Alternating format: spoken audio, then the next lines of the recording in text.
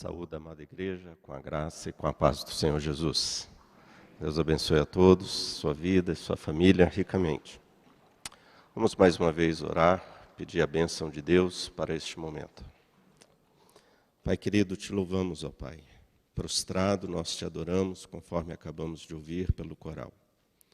E pedimos que o Senhor seja benigno para conosco agora, Pai, neste momento. Fale aos nossos corações, nos abençoe, que sejamos por Ti mesmo alimentados e edificados, ó Deus. Que a Tua palavra seja viva, seja vida em nossa vida, ó Pai, seja eficaz em nossos corações. Abra os nossos ouvidos, os nossos corações, para que tão somente a Tua voz possamos ouvir. É a nossa oração, ó Pai, na Tua dependência que oramos em nome de Jesus. Amém. Querida igreja, convido os irmãos e as irmãs a abrirmos a Bíblia no Salmo 52.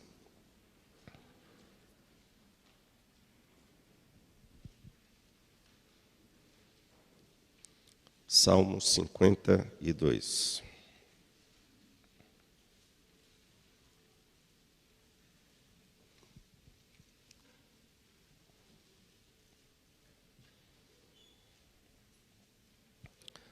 Nós vamos ler todo o Salmo, são apenas 9 versículos. Nos diz a palavra de Deus. Há um título no Salmo. Os Salmos geralmente possuem um título. Esse título não são dos editores da Bíblia, mas fazem parte do Salmo. Este é um salmo ao mestre de canto, é um salmo didático de Davi, quando Doeg, um edomita, fez saber a Saul que Davi entrara na casa de Abimeleque. Aí nós temos, então, o contexto do Salmo. E ele, então, o salmista começa dizendo: Por que te glorias na maldade, ó homem poderoso? Pois a bondade de Deus dura para sempre. A tua língua urde planos de destruição, é qual navalha afiada, ó praticadora de enganos. Amas o mal antes que o bem, preferes mentir a falar retamente. Amas todas as palavras devoradoras, ó língua fraudulenta. Também Deus te destruirá para sempre. Há de arrebatar-te e arrancar-te da tua tenda e te extirpará da terra dos viventes. Os justos hão de ver tudo isso, temerão e se rirão dele, dizendo: Eis o homem que não fazia de Deus a sua fortaleza.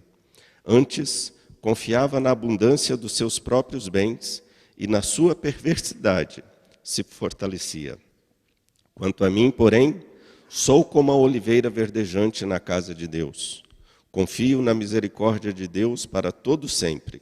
Dar-te-ei graças para sempre, porque assim o fizeste, e na presença dos teus fiéis esperarei no teu nome, porque é bom. Um salmo maravilhoso, que nos exorta, mas também nos tranquiliza. Há um sociólogo que eu gosto muito, chamado Peter Berger. Em seu livro A Construção Social da Realidade, ele nos diz que a realidade é construída a partir de palavras. Palavras edificam e palavras danificam. Palavras constroem e palavras destroem. Há palavras que restauram, mas há palavras que acabam de enterrar quem já está quase morto. Há palavras que trazem esperança e há palavras que trazem desespero. Há palavras que nossos lábios falam que trazem alegria, mas há palavras que os nossos lábios trazem que trazem muita tristeza. Há palavras que nós falamos que agrada a Deus e agrada ao próximo, mas há muitas palavras que falamos que não agrada nem a Deus e nem agrada também ao próximo.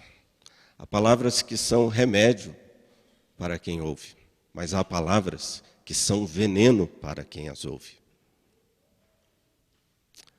Amados, esse texto é um texto que nos mostra quando palavras podem trazer mais prejuízo do que bênção na vida de outras pessoas. O contexto desse salmo é 1 Samuel, capítulo 21 e 22. Não precisamos ler, vou apenas fazer a referência. Quando Davi é amparado pelo sacerdote Abimeleque. Davi estava fugindo de Saul e ali ele encontra refúgio junto a esse sacerdote. E o sacerdote dá acolhida para Davi, dá pão, dá uma espada. Davi estava desarmado, sem espada, com fome, seus homens também precisando de alimento. Davi pergunta, não tem nenhuma arma aí? Ele falou, só tem aqui a espada de Saul. Aí Davi fala, não, ótimo, não tem espada igual essa, pode me dar. E Abimeleque, então, ele acolhe quem? Ele acolhe alguém que era inimigo feroz de Saul. E nesse momento em que Abimeleque acolhe Davi e também os seus homens, tem um homem de Saul ali naquele momento, vendo toda aquela situação. E esse homem chama Doeg. E Doeg estava vendo tudo que Abimeleque estava fazendo, vendo a acolhida que Abimeleque estava dando para Davi e os seus homens, o alimento e também a espada. O que Doeg fez? Correu para contar para Saul o que Davi tinha feito e o que Abimeleque tinha feito em relação a Davi. O que Doeg foi fazer? Fofoca. Doeg foi fazer fofoca. Por quê? Doeg estava querendo ganhar a confiança de Saul. Provavelmente, se eu relatar esse fato para Saul, Saul vai me dar alguma coisa. Mas, amados, por causa dessa fofoca de Doeg, porque Doeg resolveu fofocar a respeito de Davi, falando que o sacerdote Abimeleque tinha lhe dado acolhida, nos diz o texto bíblico que Saul mandou matar todos os sacerdotes, inclusive Abimeleque. 85 pastores morreram. Além dos 85 pastores ou sacerdotes terem morrido, ele ainda mandou matar todos os familiares dos sacerdotes, 385 pessoas. E a Bíblia nos diz entre mulheres, crianças, crianças de peito, os bois, os animais e as ovelhas. Que coisa terrível. E foi tão terrível, que quando Saul mandou os seus soldados matarem os sacerdotes, os soldados se recusaram a matar os sacerdotes. Eles disseram, não podemos fazer isso. Doeg falou, então deixa que eu faço. Foi uma carnificina tremenda. Isso ficou tão impactado na história que o maior historiador dos hebreus, que foi Flávio Joséfo, ele relata esse período da história de Israel, que foi um fato extremamente triste, que Flávio Joséfo também narra no seu livro A História dos Judeus.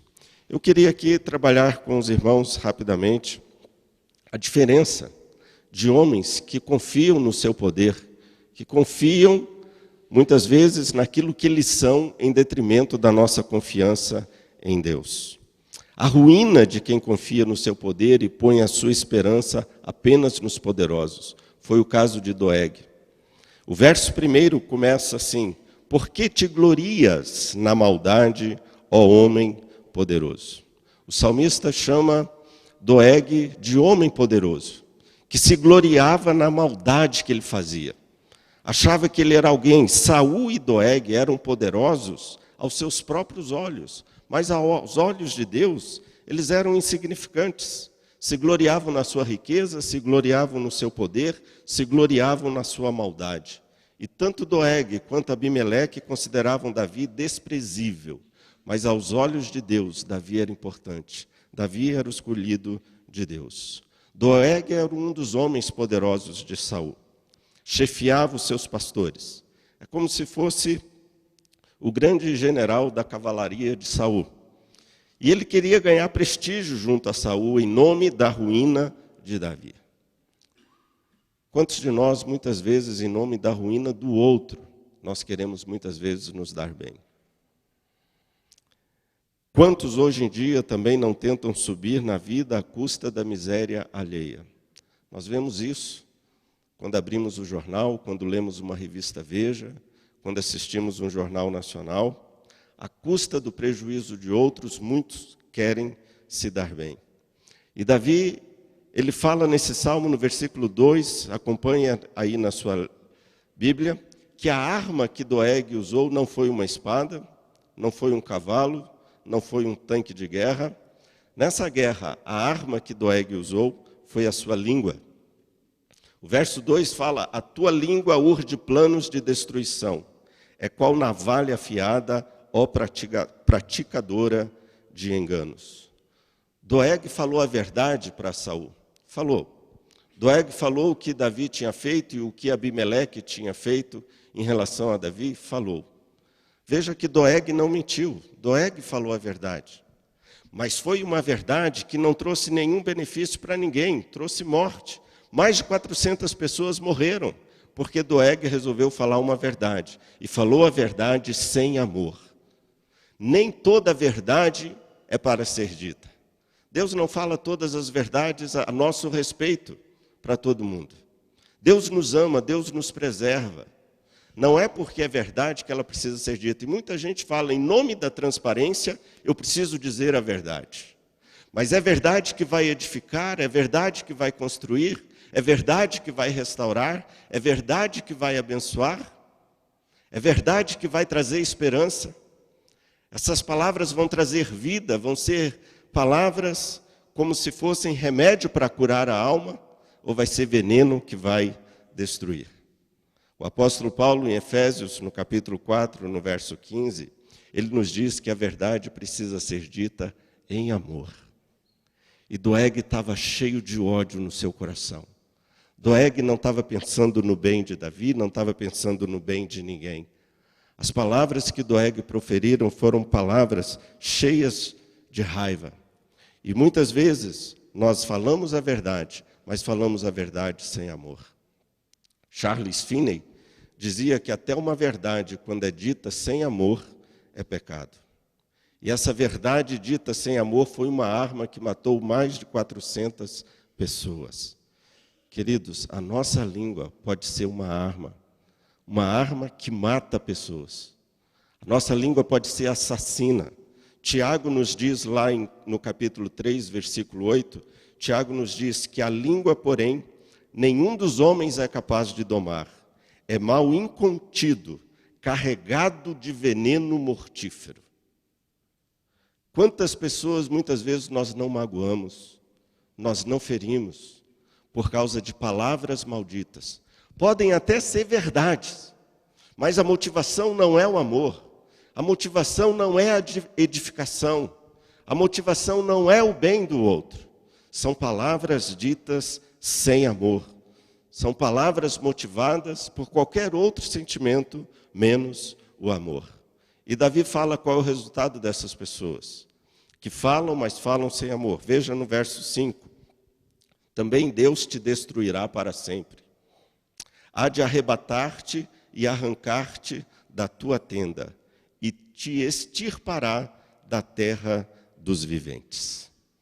Assim como Doeg provocou a destruição de vidas inocentes, Deus também destruiria a vida de Doeg. Nos diz o texto que Deus o arrancará da sua habitação. É como uma árvore que é arrancada pela raiz.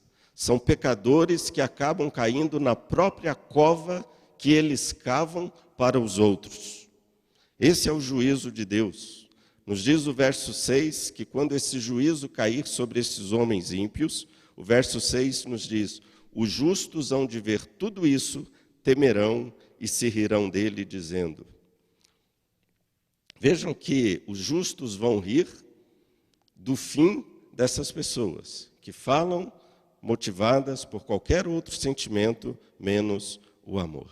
E Deus diz que Ele fará isso para que temam, para que eles não façam o mesmo. Os doegues, os fofoqueiros, eles acabam depois sendo motivo de riso para os justos.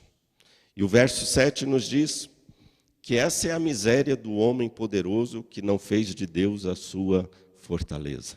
O que diz o verso 7? Acompanhe a leitura. Eis o homem que não fazia de Deus a sua fortaleza. Antes confiava na abundância dos seus próprios bens e na sua perversidade se fortalecia. Confiava em si mesmo, confiava nos seus próprios bens. Esse é o retrato do nosso mundo hoje, irmãos. Pessoas que confiam em si mesmo, na sua posição, em ganhar prestígio junto aos poderosos. E aqui estes homens menosprezaram o servo de Deus e os sacerdotes. Resultado, uma árvore extirpada. Ao contrário do justo, que é como uma árvore plantada junto a ribeiros, que no devido tempo dá o seu fruto. Mas, por fim, na segunda parte deste salmo, nos fala sobre a bênção daqueles que confiam no Senhor. Davi, ele não fez nada. Diante de tudo que Doeg fez, Davi não fez nada, entregou a sua causa para Deus. Agora veja o que nos diz o verso 8. Quanto a mim, diz Davi, quanto a mim, porém, sou como a oliveira verdejante na casa de Deus. Confio na misericórdia de Deus para todo sempre. Dar-te-ei graças para sempre, porque assim o fizeste, e na presença dos teus fiéis esperarei no teu nome, porque és bom. Os perversos são como árvores que serão desarraigadas, mas os justos são como oliveiras verdejantes, belas e cheias de fruto. Enquanto Saul e Doeg dependiam do seu poder e força, Davi dependia da graça e da misericórdia de Deus. E quem confia na misericórdia e na graça de Deus é como uma oliveira verdejante, uma árvore com vida, uma árvore produtiva. A oliveira durava séculos e a oliveira dava muitos frutos. Esse é o resultado de quem confia em Deus. É o contraste entre Doeg, que foi uma árvore extirpada, e Davi, que foi uma oliveira verdejante. Nos diz Davi, confio na misericórdia, esperarei no teu nome, porque és bom. Amada igreja, quem confia em Deus, quem espera em Deus, Deus lhe dá a vitória. Deus dá a vitória em quem põe a sua confiança inteiramente nele. E deixe-me repetir algo que nesse púlpito tem sido recorrente. Tem muita gente que confia em um concurso público. Tem muita gente que confia em uma boa poupança. Tem muita gente que confia numa estabilidade de emprego. Tem muita gente que põe a sua confiança justamente nos seus diplomas, no seu conhecimento. Mas a Bíblia está dizendo que a nossa confiança tem que estar em Deus, porque tudo isso passa. A Bíblia nos diz que uns confiam em carros, outros em cavalos. Nós, porém, nos gloriaremos no nome do Senhor. Algumas lições que esse salmo nos traz. A primeira lição que esse salmo nos traz é ele repreende o nosso orgulho humano, a nossa altivez, e nos exorta a dependermos completamente de Deus, da sua graça e da sua misericórdia. Confiança, confiar em Deus ou nas riquezas. Nós não podemos servir a dois senhores, ou servimos a Mamon, ou servimos a Deus. Muitas vezes eu me pego em algumas reflexões. Quem nos sustenta, irmãos, é Deus. A nossa vida está nas mãos de Deus, o nosso pão vem de Deus, o nosso salário vem de Deus, a força que temos para trabalhar vem de Deus, nada do que temos é nosso, tudo vem de Deus, é dádiva de Deus. E às vezes eu fico pensando, se eu deixar de ser pastor, quem é que vai me sustentar? É só Deus. Eu não tenho carteira assinada, não tenho FGTS, não tenho nada disso, mas a minha confiança está em Deus. Eu sei que o Deus que me sustentou até hoje há de me sustentar até o dia que Ele quiser. Algumas pessoas que trabalham na iniciativa privada, eles falam a mesma coisa, né? Eles são os seus próprios patrões. Não dependem do governo, não dependem de uma estabilidade de emprego, mas dependem do Senhor. Amada igreja, quem nos sustenta é Deus. Se alguma coisa menos que Deus é o objeto da nossa confiança, isso é idolatria. Isso é idolatria. A nossa confiança tem que estar em Deus. Ou confiamos em Deus, ou confiamos nas nossas riquezas. Davi fala, esperarei no teu nome, em Deus. Como nós temos dificuldade de esperar, de confiar em Deus. Esse salmo também nos diz que o bem sempre triunfa sobre a maldade. E é o que vemos aqui. Também esse salmo nos diz que aquele que intenta o mal contra os servos de Deus estão sob o juízo do Senhor. E nós precisamos também, à luz desse salmo, pedir para que Deus guarde a nossa língua. Senhor, coloca um guarda na minha boca, para que as palavras que saírem dos meus lábios sejam palavras que edifiquem, sejam palavras que abençoem, sejam palavras que te agradem.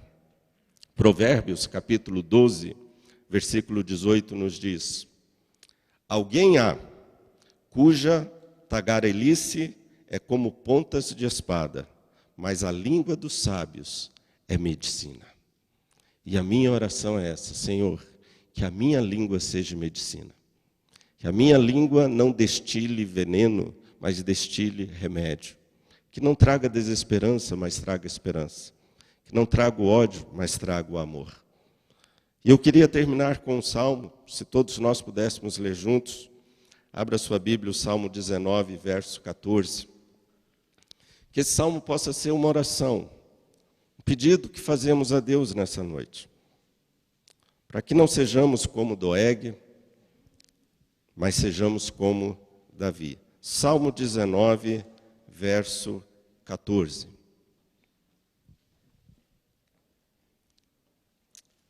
Podemos ler juntos? Amém? Vamos ler?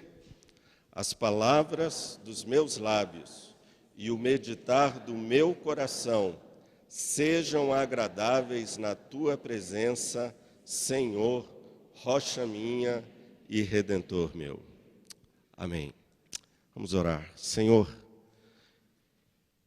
eu te peço, ó Pai, que as palavras dos meus lábios e o meditar do meu coração sejam sempre agradáveis a Ti, ó Pai. Que aquilo que os meus lábios proferirem, ó Pai, venha sempre abençoar o meu irmão e aqueles que o Senhor tem colocado ao meu redor. Abençoe também a Tua igreja, que a Tua palavra seja bênção na vida de cada um daqueles que aqui estão. Assim te oramos, ó Pai, agradecidos e pedindo ao Senhor perdão, Pai.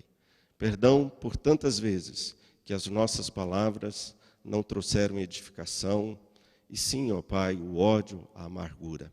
Que o Senhor nos perdoe, ó Pai, e faça com que as palavras dos nossos lábios e o meditar do nosso coração sejam sempre, sempre agradáveis a Ti. É a nossa oração em nome de Jesus. Amém, Senhor.